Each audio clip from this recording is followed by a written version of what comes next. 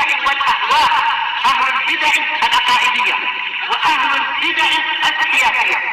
نقول بيننا وبينكم السلف، بيننا وبينكم الكتب، كان أحد يقول البدع بيننا وبينكم. الحمد لله رب العالمين، والصلاة والسلام على المبعوث رحمة للعالمين، وعلى آله وأصحابه ومن تبعهم بإحسان إلى يوم الدين. أما بعد،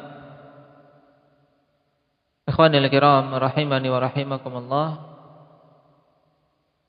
Alhamdulillah, pada pertemuan yang lalu kita selesai dari poin-poin pembahasan seputar iman terhadap hari akhir, yang merupakan rukun iman keberapa ini? Iman kepada hari akhir. Indaka ya Nabil. Taib, rukun iman kelima. Man ya'ti bidalil. Indak, Abu Muhammad.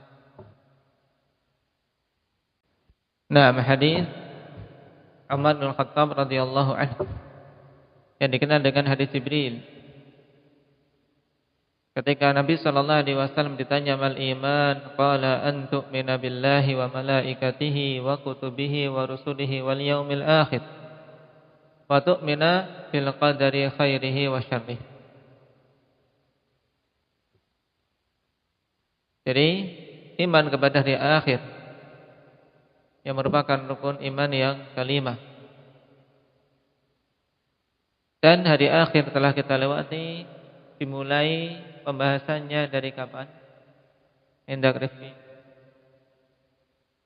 Yaumul akhir, al-iman bil yaumil akhir. Paling awalnya itu kapan? Yaumul akhir itu paling awalnya kapan?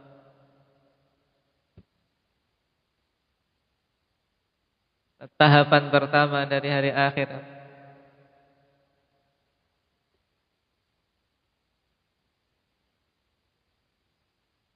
Tahapan paling awal.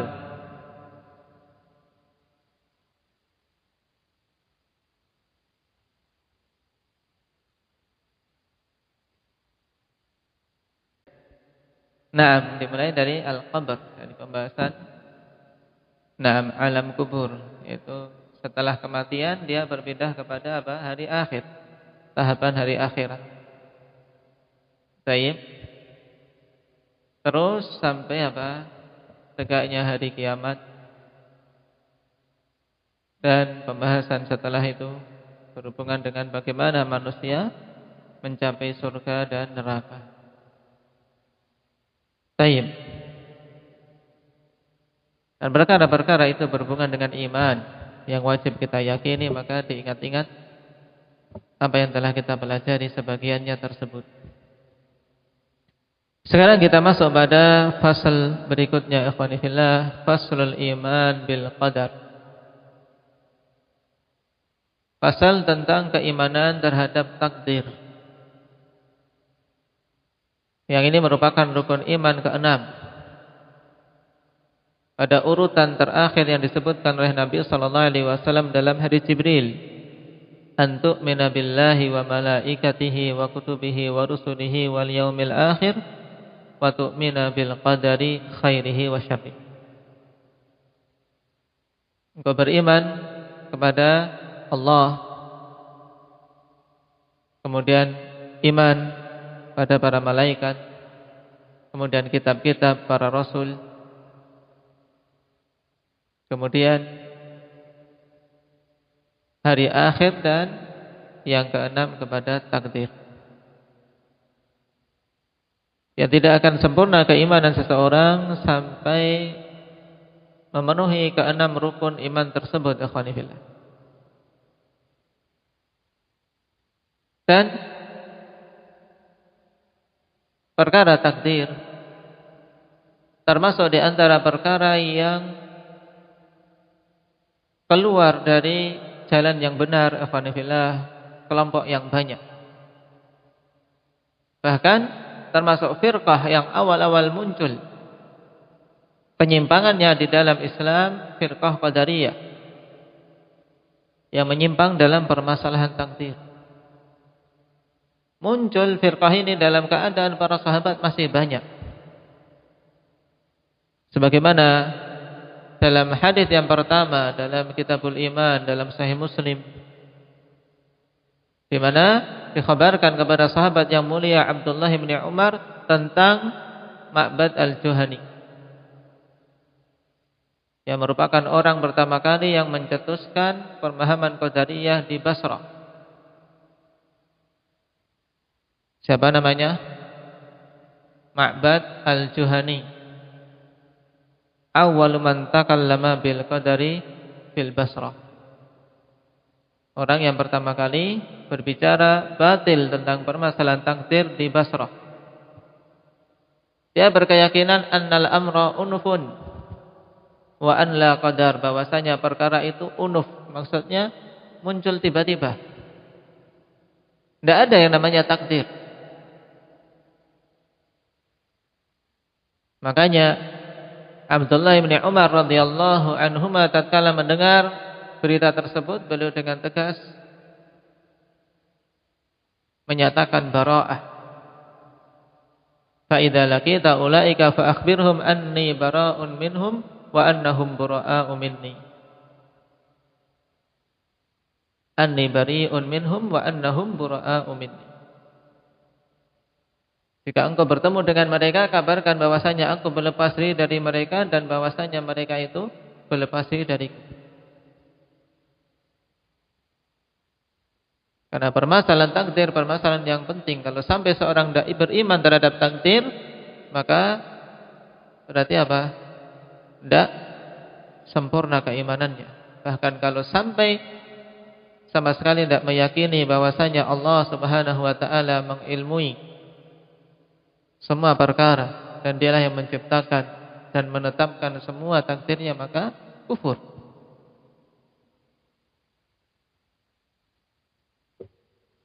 Dan pada zaman ini pemahaman-pemahaman tersebut ikhwani fillah banyak tak terasa dimasukkan ke pelajaran-pelajaran kaum mukminin. Sehingga dipelajari di kelas-kelas mereka teori penciptaan. Nah, teori-teori penciptaan itu muncul dari orang-orang yang tidak beriman terhadap takdir.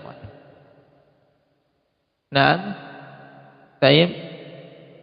bahwasanya alam ini ya, mereka membuat teori-teori bagaimana terbentuknya alam, terbentuknya bumi, terbentuknya matahari, planet dan yang lainnya. Lupa atau bahkan sengaja melupakan bimbingan Allah Subhanahu wa taala bahwasanya semua itu Allah yang menciptakan. Nah, sehingga muncul teori-teori dari orang-orang kufar, tapi malah ini yang dipelajari di pelajaran-pelajaran anak-anak kita kaum muslimin.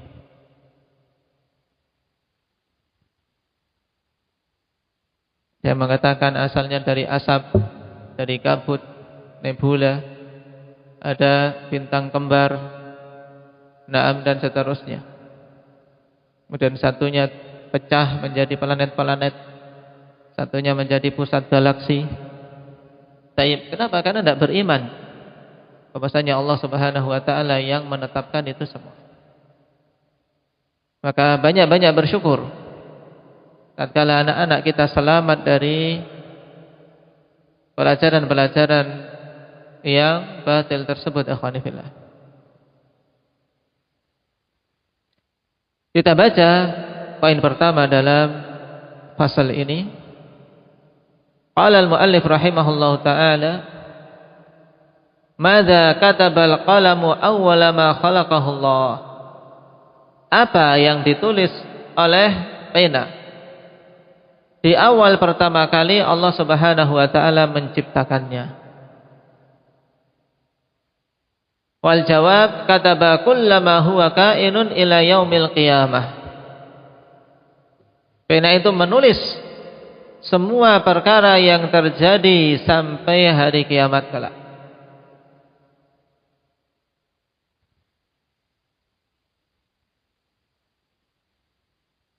Wa dalilu haditsul Walid bin Ubadah bin Samit radhiyallahu rahimahullah qala awsani abi rahimahullah. Dan di sini awsani abi seharusnya sebagaimana kebiasaan, yaitu apa? Radhiyallahu anhu. Karena abi maksudnya Ubadah bin Samit, sahabi al-jalil.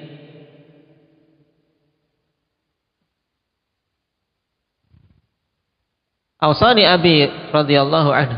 Siapa tadi? Berarti sahabatnya Ubadah bin Samit. Faqala ya bunayya usika an tu'mina bil qadari khairihi wa syarrihi. Fa innaka illam tu'min adkhalaqallahu nar. Bapakku berwasiat kepadaku. Beliau mengatakan, wahai anakku, aku wasiatkan kepadamu untuk engkau beriman terhadap takdir yang baik maupun yang buruk. Bahwasanya semua itu ketetapan Allah Subhanahu wa taala.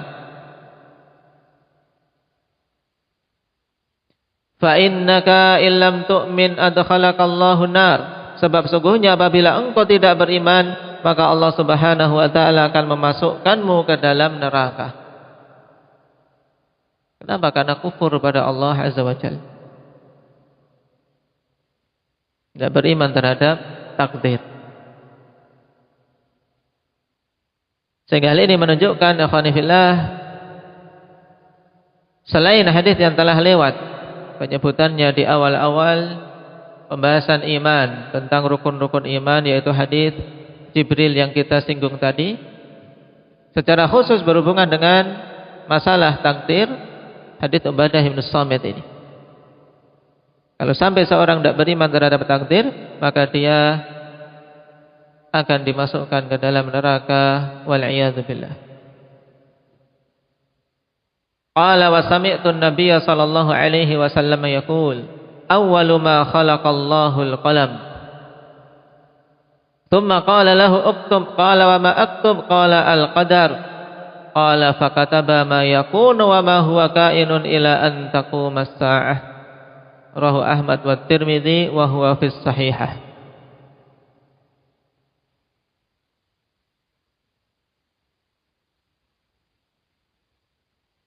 Di sini dengan awwalu. Tapi kalau kita mau mensinkronkan dengan pertanyaan, akhwan, maka harokat yang lebih tepat adalah dengan menfathah. Karena memang ada khilaf tentang harokat awwalu atau awwala. Baik. Dan yang lebih kuat untuk pengharokatan adalah dengan menfathah. Awwala ma khalaqallahu al-qalam. Thumma qala uktub. Qala ma aktub. Qala al-qadar, qala fakataba ma yakunu wa huwa kainun ila an taquma as-sa'ah. Sehingga maknanya, akhwan, yaitu di awal Allah Subhanahu wa taala menciptakan pena, Allah katakan kepadanya uktub. Nah, dengan pemanaannya seperti ini akan tersinkronkan dengan banyak dalil yang lain. Bahwasanya hadis ini tidaklah menunjukkan bahwasanya makhluk yang diciptakan pertama kali adalah qalam, adalah pena. Tapi kalau kita baca dengan awwalu ma khalaqallahu al-qalam, kita akan kesulitan untuk apa? Mensinkronkan dengan hadis yang lain dan dalil yang lain. Kenapa? Karena di sana ada makhluk yang lebih awal dari qalam, yaitu arsy. Dan juga dengan pembahasan yang lebih mendalam lagi tentang permasalahan tasalsulul hawadits. Bahwasanya kita tidak bisa untuk menetapkan makhluk yang pertama kali apa. Kenapa? Karena setiap kita tetapkan makhluk yang pertama kali, ada kemungkinan makhluk sebelumnya, kemungkinan makhluk sebelumnya. Sebab apa? Sebab Allah Subhanahu wa taala zat yang maha awal. Dan tidak ada waktu di mana Allah Subhanahu wa taala tidak melakukan suatu apa? Suatu perbuatan atau suatu amalan. Allah Al-Khaliq. Karena ada konsekuensi seandainya kita tetapkan, taruhlah ditetapkan pena sebagai makhluk pertama kali. Berarti sebelum penciptaan pena, Allah Subhanahu wa taala tidak menciptakan apa-apa.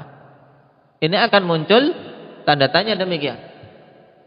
Baik, oleh karena itulah khilaf yang lebih benar ikhwanifillah dalam pengungkapannya yang disebutkan oleh para ulama, mana yang lebih dahulu penciptaannya, arsy ataukah pena? Maka kita jawab yang lebih dahulu penciptaannya adalah arsy. Tapi untuk menetapkan apa makhluk yang pertama kali diciptakan, kita tidak berani memastikan. Paham? Kita katakan arsy penciptaannya lebih dahulu daripada pena. Ini kalimat yang lebih berhati-hati ya kawan.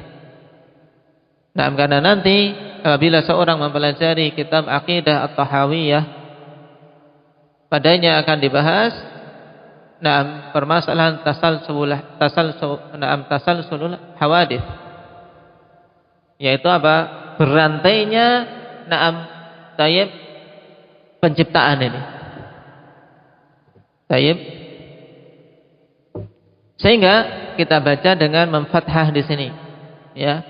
Yang diingat-ingat, awwala ma khalaqallahul qalam tsumma qala lahu uktub. Yaitu awal pertama kali Allah Subhanahu wa taala ciptakan pena, Allah Subhanahu wa taala katakan kepadanya apa? Uktub. Jadi awal di sini merupakan dzaraf, yaitu awal perintah yang Allah katakan atau perintahkan kepada pena di awal penciptaan adalah apa? Uktub. Tulislah. Ini maksud dari hadis. Maka pena tersebut bertanya, apa yang aku tulis? Qala al-qadar, tulislah takdir. Maka pena pun menulis apa yang akan terjadi dan segala sesuatu yang terjadi sampai tegak hari kiamat. Hadis sahih dengan lafaz na'am, ada sebagian riwayat berbeda. Nah, dan di sini ada kata thumma, dan di sana ada riwayat yang tanpanya sehingga maknanya lebih jelas. Awwala ma khalaqallahu al-qalam, nam faqala lahu uktub.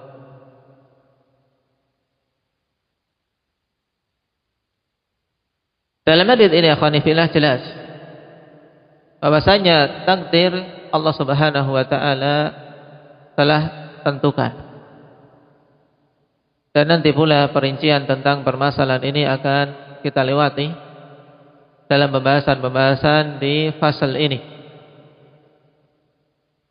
Dan perkara yang bisa kita ambil dari hadis ini, dan bahwasanya penulisan takdir merupakan perkara pertama kali yang Allah perintahkan kepada pena, pada al-qalam di awal penciptaannya. Baik. Dan hadis ini tidaklah menunjukkan bahwasanya qalam merupakan makhluk pertama kali. Kenapa? Karena sebelum qalam telah ada arsy. Nah, telah ada arsy. Menunjukkan bahwasanya arsy penciptaannya lebih awal dari qalam.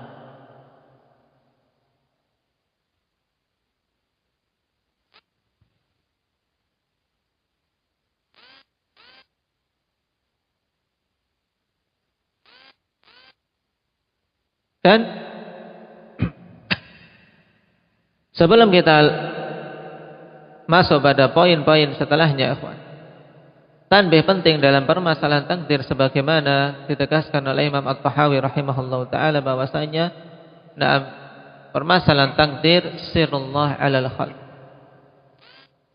yaitu rahasia Allah Subhanahu wa taala atas para makhluknya. Maka kita cukup beriman bahwasanya semua yang Allah Subhanahu wa taala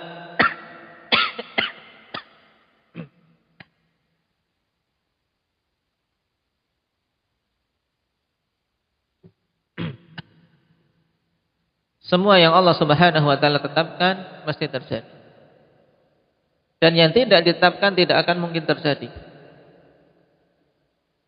Berarti semuanya yang ada di jagat raya ini yang akan terjadi, akhwan, telah ditetapkan oleh Allah Subhanahu wa taala. Penghuni neraka sudah ditetapkan, penghuni surga juga sudah ditetapkan. Ini kita wajib beriman. Tapi karena itu adalah rahasia Allah Subhanahu wa taala, tentunya tidak ada seorang dari kalangan makhluk yang mengetahuinya. Lalu bagaimana setelah kita beriman tentang takdir ini? Semuanya telah ditentukan oleh Allah. Lalu untuk apa beramal? Nah, bukankah cukup kita berpangku tangan menunggu takdir kita? Ini jawaban yang mungkin muncul sebagai pertanyaan yang mungkin muncul. Sebagaimana dulu juga para sahabat bertanya-tanya ketika Nabi sallallahu alaihi wasallam jelaskan bahwasanya semua perkara itu telah selesai penetapannya.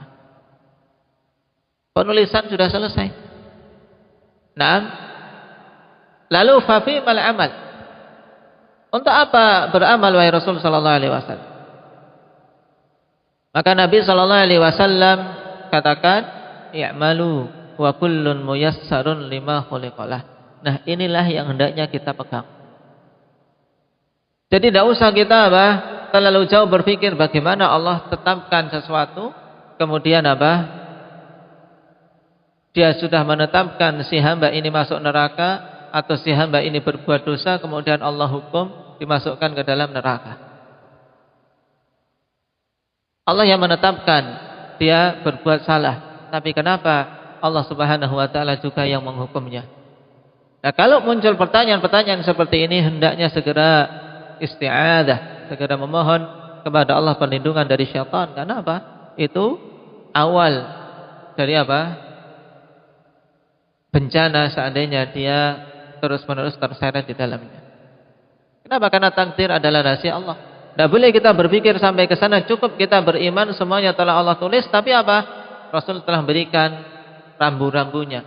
I'malu wa kullun muyassarun lima khuliqalah. Beramallah kalian, semuanya sudah dimudahkan untuk perkara yang dia diciptakan untuknya. Kalau dia diciptakan sebagai penghuni surga, akan Allah mudahkan untuk beramal dengan amalan penghuni surga. Kalau dia diciptakan dan ditetapkan sebagai penghuni neraka, maka akan dimudahkan untuk beramal dengan amalan penduduk neraka. Maka tugas kita, karena rahasia tersebut tidak ada seorang pun yang tahu, takdir tidak ada yang tahu, maka kita beramal. Yang kita ketahui adalah aturan-aturan Allah, aturan-aturan yang disampaikan oleh Rasul sallallahu alaihi wasallam, itulah yang kita jalani. Nah, yang kita jalani. Baik, karena takdir adalah rahasia Allah Subhanahu wa taala. Kewajiban kita beriman, semuanya telah Allah Subhanahu wa taala tetapkan, dan kita tidak mengetahuinya, maka kita beramal. Ya, kita beramal sesuai dengan apa yang Allah Subhanahu wa taala mudahkan. Karena kita diberi iradah, diberi kehendak, juga diberi akal untuk bisa membedakan. Maka gunakan apa yang Allah Subhanahu wa taala berikan tersebut pada hal-hal yang Allah Subhanahu wa taala ridhai. Barakallahu fikum, nasallallahu at-taufiq was-sadad, walhamdulillahirabbil alamin.